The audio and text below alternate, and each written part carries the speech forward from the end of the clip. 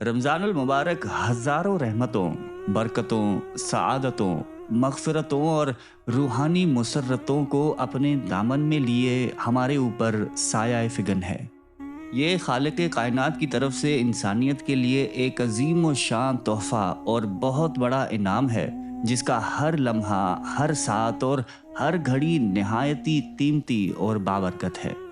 اسی رمضان الکریم کی مبارک راتوں میں ایک مبارک اور قدر و منزلت والی رات ایسی ہے جس میں عبادت کرنا ہزار مہینے کی عبادت سے افضل ہے، جسے اللہ تعالیٰ نے قرآن کریم میں لیلۃ القدر کے نام سے بتایا ہے۔ یہ اس ماہ مقدس کے آخری عشرے کی طاق راتوں میں سے ایک ہے۔ ارشاد ربانی ہے کہ بے شک ہم نے قرآن کو لیلۃ القدر میں نازل کرنا شروع کیا، اور تمہیں کیا معلوم کہ لیلۃ القدر کیا ہے؟ لیلۃ القدر ہزار مہینوں سے بہتر ہے۔ اس میں روح الامین اور فرشتے ہر کام کے انتظام کے لیے اپنے پروردگار کے حکم سے اترتے ہیں۔ یہ رات طلوع صبح تک سلامتی کی ہے۔ باری تعالیٰ نے اس سورہ مبارکہ میں لیلۃ القدر کی عظمت کے 4 بنیادی خصوصیات بیان کی ہیں: نزول قرآن، نزول ملائک، ہزار مہینوں سے افضل رات، پوری شب سلامتی اور رحمت۔ واضح رہے کہ یہ شب مبارکہ اس قدر اہمیت و فضیلت والی ہے کہ اس کی ایک رات کی اخلاص کے ساتھ عبادت اہل ایمان کے لیے 83 برس 4 ماہ کی عبادتوں سے بھی افضل ہے۔ یہ تو صرف کم از کم حد بیان ہوئی ہے۔ ہزاروں مہینوں سے کس قدر افضل ہے اس کی مقدار اللہ تبارک و تعالی ہی بہتر جانتے ہیں۔ لیلۃ القدر عربی زبان کے لفظ ہیں۔ لیل کی معنی رات اور قدر کی معنی بزرگی اور بڑائی کے ہیں۔ لیلۃ القدر یعنی بڑائی اور بزرگی والی رات۔ شب قدر کیوں عطا ہوئی؟ شب قدر کے حصول کا سب سے اہم سبب رحمت العالمین، خاتم النبیین، سید المرسلین حضرت محمد صلی اللہ علیہ وآلہ وسلم نے اپنی امت کو سابقہ امتوں کے لوگوں کی عمروں سے آگاہ فرمایا، جو کہ بہت طویل تھیں۔ آپ علیہ السلام نے سوچا کہ پہلی امتوں کی عمریں بہت لمبی ہیں، جبکہ میری امت کے لوگوں کی عمریں بہت تھوڑی۔ اگر وہ نیک اعمال میں ان کی برابری بھی کرنا چاہیں تو ناممکن ہے، تو اس کی تلافی میں یہ رات عطا کی گئی۔ ایک دوسری روایت میں ہے کہ آپ علیہ السلام نے صحابہ کرام کے سامنے بنی اسرائیل کے 4 انبیاء، حضرت ایوب علیہ السلام، حضرت زکریا علیہ السلام، حضرت حزقیل علیہ السلام اور حضرت یوشع کا ذکر کرتے ہوئے فرمایا کہ یہ حضرات 80 سال تک اللہ تعالیٰ کی عبادت میں مشغول رہے اور پلک جھپکنے کے برابر بھی اللہ تعالیٰ کی نافرمانی نہیں کی۔ صحابہ کرام کو ان برگزیدہ ہستیوں پر بہت رشک آیا۔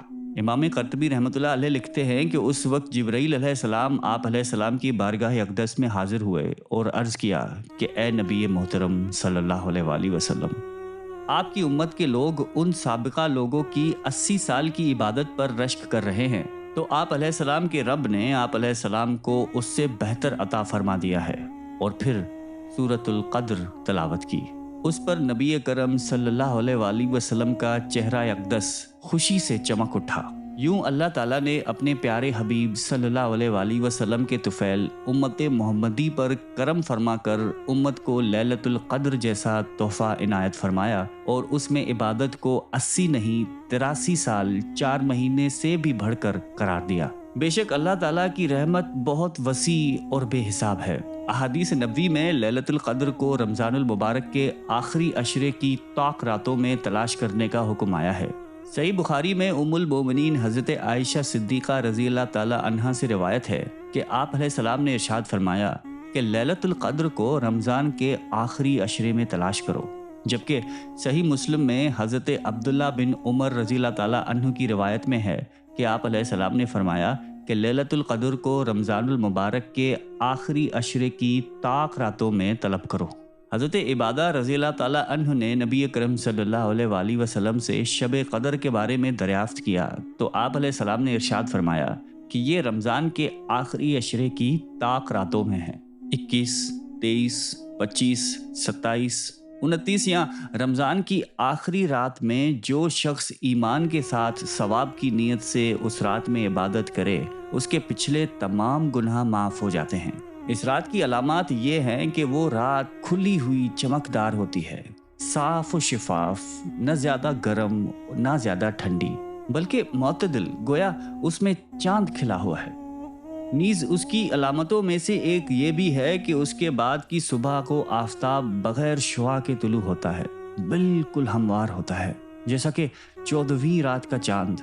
اللہ تعالیٰ نے اس دن کے آفتاب کے طلوع کے وقت شیطان کو اس کے ساتھ نکلنے سے روک دیا۔ لیلۃ القدر کی فضیلت حاصل کرنے کا آسان طریقہ یہ ہے کہ آدمی آخری عشرے میں اعتکاف میں بیٹھ جائے، کیونکہ اعتکاف خود مستقل عبادت ہے۔ اس طرح آخری عشرے کا کوئی بھی لمحہ عبادت کے بغیر نہیں گزرے گا، اور انشاءاللہ لیلۃ القدر کی فضیلت یقینی طور پر میسر آ جائے گی۔ شب قدر جہاں انتہائی قدر و منزلت، رحمتوں، برکتوں، بخشش و مغفرت اور اللہ سبحانہ و تعالیٰ کے بے پناہ فضل و کرم اور انعامات کی رات ہے، وہیں اس مبارک شب میں بے شمار افراد اللہ کے فضل اور ان کی بخشش و مغفرت سے محروم رہتے ہیں، اور ان پر اللہ تبارک و تعالیٰ کی نظر عنایت نہیں ہوتی۔